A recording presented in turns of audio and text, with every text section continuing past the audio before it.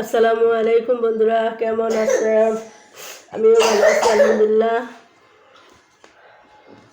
আজকে ভাত খাবো, শুধু মাছ আর করলা ভাজি, আলু দিয়ে ভাজছি, সাথে আছে আম দিয়া, এখন মিষ্টি আলু দিয়া টক রান্না করছি।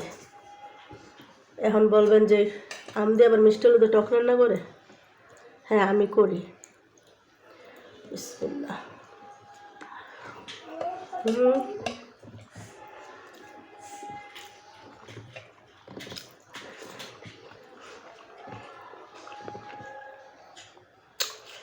ওই গরম মধ্যে একটু টক হলে আরও ভালো লাগে, খাবারটা খুব খেতে ভালো লাগে।